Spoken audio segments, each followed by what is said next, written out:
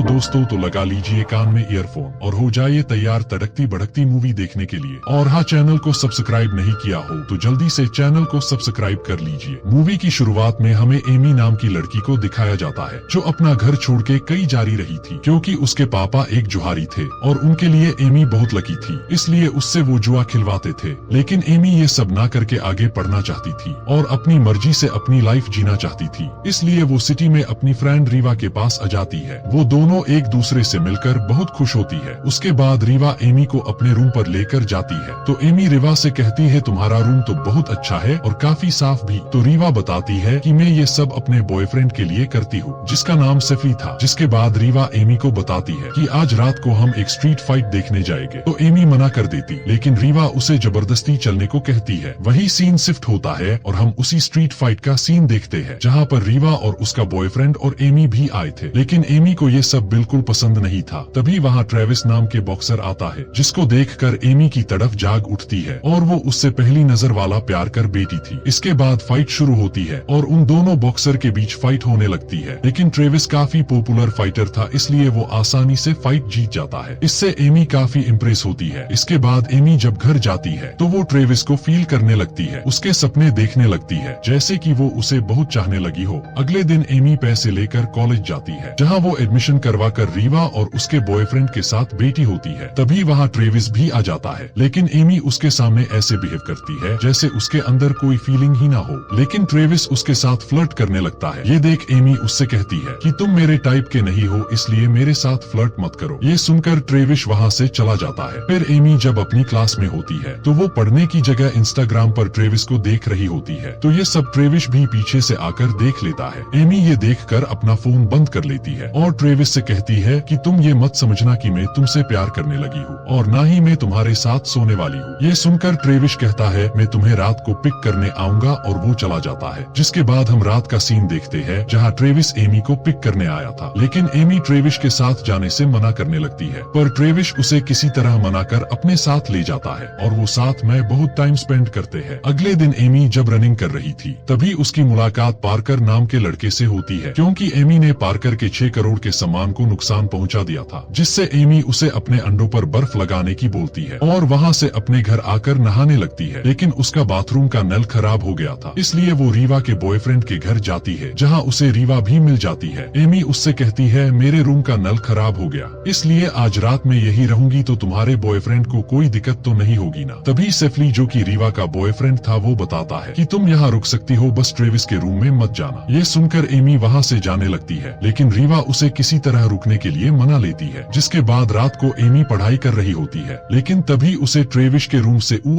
आ की आवाजें आने लगती है। एमी जब देखने जाती है तो ट्रेविस वहाँ किसी लड़की के साथ घपा-घप रहा था। ये देखकर एमी डर कर वापस आ जाती है। जिसके बाद वो लड़की जो ट्रेविस से अपना खाता खुलवा रही थी वो वहाँ से चली जाती है। तो एमी ट्रेविस को देखने जाती है। ट्रेविस पीछे से आकर उसे डरा देता है। जिसके बाद वो दोनों बातें करने लगते हैं। एमी ट्रेविस से कहती है कि तुम सच में बहुत ठरकी इंसान हो, तुम तो हर किसी का खाता खोल देते हो। ये सुनकर ट्रेविस एमी को बताता है कि ये सब तो माइंड रिलैक्सिंग के लिए होता है, अगर तुम चाहो तो तुम भी अपना खाता खुलवा सकती हो। खाते से मतलब आप समझ ही गए होंगे, इतने तो समझदार हो आप सभी। वेल मूवी पर आते हैं। इसके बाद एमी ट्रेविस को थोड़ी गालियां सुनाकर उसके रूम में पढ़ने चली जाती है। जिसके बाद ट्रेविस वहाँ आता है और एमी को सोने की बोलकर नहाने चला जाता है। ट्रेविस जब नहा कर आता है और अपने कपड़े चेंज करने लगता है तो एमी चुपके से उसे देख लेती है, लेकिन ट्रेविस को इससे क्या, और ट्रेविस एमी के पास जाकर सो जाता है। अगली सुबह जब ट्रेविस का हथियार खड़ा होता है, यानी कि सुबह सुबह तो सभी का ही होता है, तो ऐसे ही ट्रेविस का भी खड़ा था। एमी ट्रेविस के हथियार को चूहा समझकर हाथ घुमाने लगती है, लेकिन जब ट्रेविस उसे जगाकर बताता है तो एमी ये देखकर काफी जोर से चिल्लाती है। शोर सुनकर रीवा और उसके बॉयफ्रेंड भी वहाँ आ जाते हैं। तो एमी ट्रेविस को मार रही थी। ट्रेविस बताता है कि इसमें मेरी क्या गलती है, अगर तुम लड़का होती तो तुम्हें पता होता कि ये सबके साथ होता है सुबह के टाइम। इसके बाद एमी वहाँ से अपने कॉलेज के लिए जाती है। तभी उसे रास्ते में पार्कर मिलता है जिसके उसने पहले अंडों को फोड़ा था। एमी पार्कर से उसके अंडों के बारे में पूछती है, लेकिन ठरकी पार्कर एमी को सीधा डिनर के लिए बोल देता है। ट्रेविस भी वही खड़ा था, इसलिए एमी उसे जलाने के लिए पार्कर को हाँ बोल देती है। जिसके बाद एमी अच्छे से तैयार होकर पार्कर के साथ जाती है जहाँ वो डिनर करते हैं। उसके बाद पार्कर एमी से कहता है कि क्यों ना हम दोनों स्टेडियम चलते हैं, वहाँ एक जोरदार फाइट होने वाली है। जिसके बाद वो दोनों स्टेडियम आ जाते हैं। उसी स्टेडियम में हम ट्रेविस को देखते हैं, जहाँ ट्रेविस ही फाइट करने वाला था। सेफली ट्रेविस को फाइट पर फोकस करने को कहता है। वही अंदर एमी फाइट देख रही थी। तभी रेफरी वहाँ आकर अनाउंस करता है कि अगली फाइट बरमुंडा और ट्रेविस के बीच होने वाली है। ये सुनकर एमी पार्कर के सामने बाथरूम का बहाना बनाकर बाहर चली जाती है और ट्रेविस के पास जाकर उसे कहती है कि वो फाइटर तुम्हें मार देगा, तुम उससे फाइट मत करो। ये सुनकर ट्रेविस कहता है कि ओह तुम्हें मेरी फिक्र हो रही है। एमी कहती है ऐसा नहीं है। तो ट्रेविस एमी को बोलता है कि चलो एक शर्त लगाते हैं कि अगर उस फाइटर ने मुझे टच भी कर लिया तो मैं 3 महीनों तक किसी लड़की के साथ सेक्स नहीं करूंगा, और अगर मैं उससे जीत गया तो तुम्हें 1 महीने तक मेरे साथ रहना होगा, क्योंकि ट्रेविस खुद एमी का खाता खोलना चाहता था। ट्रेविस की शर्त सुनकर एमी मान जाती है, जिसके बाद फाइट शुरू होती है, लेकिन वो फाइटर ट्रेविस को छू भी नहीं पाता। ये देखकर एमी उस फाइटर से कहती है कि इसका मुंह तोड़ दो, इसको छोड़ना मत। ये सुनकर ट्रेविस खूब मजे करता है और ट्रेविस उस बरमुंडा को हरा देता है और ट्रेविस शर्त जीत जाता है। ये देखकर एमी डर जाती है कि अब तो मेरा खाता खुल के ही रहेगा। तभी वहाँ पार्कर आ जाता है, जिसे कुछ भी समझ नहीं आता। तो एमी पार्कर को कार में ले जाकर उसे शर्त के बारे में सब कुछ बता देती है और एमी पार्कर से गुड नाइट किस मांगती है। पार्कर जब उसे किस करने लगता है तभी वहाँ ट्रेविस आ जाता है। ये देखकर पार्कर डर जाता है और एमी को वहाँ से जाने को कहता है। वही सीन शिफ्ट होता है और हमें एमी को ट्रेविस के साथ दिखाया जाता है, क्योंकि अब एमी को ट्रेविस के साथ 1 महीने तक रहना होगा। एमी ट्रेविस से कहती है कि मेरी बस तुम्हारे साथ रहने की बात हुई है, अगर तुमने मेरा खाता खोलने की सोची तो मैं यहाँ से चली जाऊंगी। ये बोलकर वो सो जाते हैं। अब उनका 1 महीने का सफर शुरू होता है, जहाँ वो धीरे धीरे अच्छे दोस्त बनने लगते हैं और दिन निकलने लगते हैं और 9-10 दिन निकल जाते हैं, जिसके बाद वो धीरे धीरे एक दूसरे के नजदीक आने लगते हैं। थोड़े दिन निकलने के बाद ट्रेविस एमी को अपनी फैमिली से मिलवाने ले जाता है, जहाँ ट्रेविस के भाई और उसके डैड रहते थे, लेकिन ट्रेविस की माँ बचपन में ही उन्हें छोड़कर चली गई थी। जिसके बाद वो सभी साथ में डिनर करते हैं और डिनर करने के बाद वो सभी पोकर खेलने लगते हैं, लेकिन एमी पोकर खेलने से मना कर देती है। जिसके बाद ट्रेविस के भाई एमी को पोकर खेलने के लिए फोर्स करते हैं। तो ट्रेविस बताता है कि मेरे भाई को पोकर में कोई नहीं हरा सकता। ये सुनकर एमी पोकर खेलने के लिए मान जाती है और एमी ट्रेविस के भाई को हरा देती है। तभी ट्रेविस के डैड एमी से पूछते हैं कि तुमने ये गेम कहाँ सीखा। तो एमी बताती है कि मैंने ये गेम वेगस में अपने घर पर सीखा था और ये मुझे मेरे पापा ने सिखाया था। तो ट्रेविस के डैड बताते हैं कि मैंने वेगस में एक मशहूर पोकर के बारे में सुना तो है, लेकिन कभी उसे देखा नहीं। तभी ट्रेविस का भाई सभी को एक आर्टिकल दिखाता है, जिसमें एमी की फोटो थी, जिसमें लिखा था कि लकी 13 कई गायब हो चुकी है। ये देखकर सब समझ जाते हैं कि एमी ही वही लकी 13 है, इसलिए वो सभी एमी का ऑटोग्राफ लेने लगते हैं। उसके बाद ट्रेविस और एमी वापस अपने घर आ जाते हैं और दिन निकलने लगते हैं और 30वें दिन की लास्ट नाइट आ जाती है, जिसके बाद एमी ट्रेविस के साथ नहीं रहेगी। एमी अपने लैपटॉप से किसी माइक नाम के आदमी से बात कर रही होती है, जो एमी से मिलने के लिए कहता है और आई मिस यू भी बोलता है। तो एमी भी मिस यू टू बोल देती है। तभी वहाँ ट्रेविस आ जाता है और वो दोनों आपस में गंदी बातें करने लगते हैं और ट्रेविस एमी के ऊपर चढ़ जाता है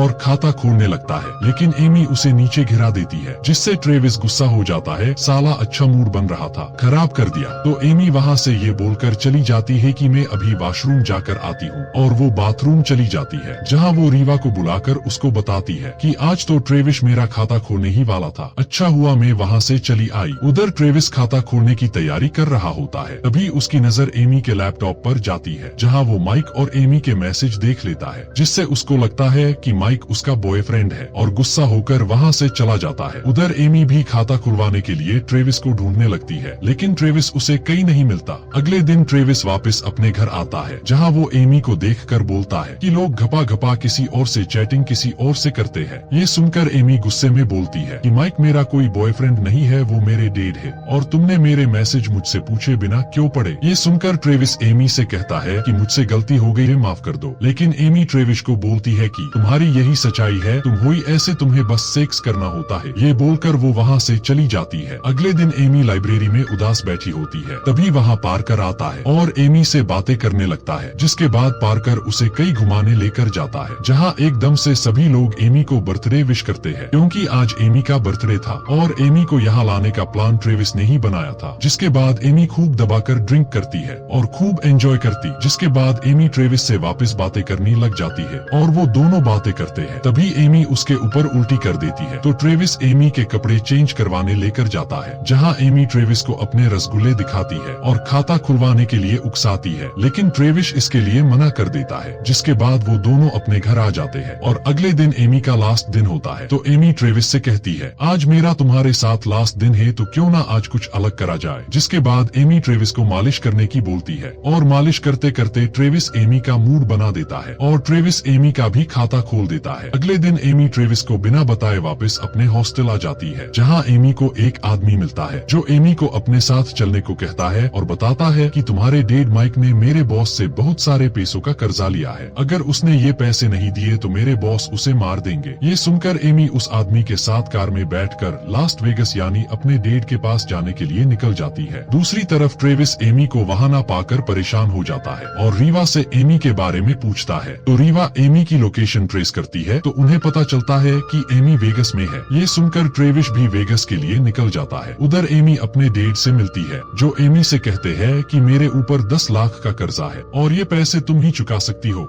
ये सुनकर एमी बहुत गुस्सा होती है और कहती है कि मैं अभी नाबालिग हूँ, मैं पकड़ी जाऊंगी अगर मैंने जुआ खेला तो। लेकिन एमी के डैड किसी तरह एमी को मना लेते हैं, जिसके बाद एमी एकदम फटाका बनकर जुआ खेलने जाती है, जहां वो बड़े जुहारियों को बुरी तरीके से हराने लगती है और बहुत सारे पैसे जीतने लगती है और कुछ ही देर में वो 10 लाख रुपए जीत जाती है और अपने पैसे काउंटर पर लेने जाती है और पैसे लेकर जाने लगती है। लेकिन वहाँ का सिक्योरिटी गार्ड उसे रोक लेता है, पर वो एमी का पुराना दोस्त होता है। वो एमी से कहता है तुम अभी अंडर एज हो इसलिए तुम ये पैसे लेकर नहीं जा सकती हो और अगर तुम्हें जेल नहीं जाना तो ये पैसे मुझे देकर यहाँ से चली जाओ। और वो गार्ड एमी से वो पैसे ले लेता है, जिसके बाद एमी अपने डैड को कॉल करके ये सब बता देती है और वेगस सिटी को छोड़कर भाग जाने को बोलती है। जिसके बाद उसके डैड का बॉस यानी कि जिससे उसने पैसे उधार लिए थे तो वो एमी को पकड़ लेता है और उसे डराने लगता है। तभी ट्रेविस भी वहाँ पहुँच जाता है और वो उन सबको बुरी तरह से मारकर एमी को वहाँ से ले जाता है, जिससे एमी ट्रेविस से गुस्सा होती है। लेकिन ट्रेविस और एमी रोमांस करने लग जाते हैं और कई तरह से सेक्स करने की ट्राई करने लगते हैं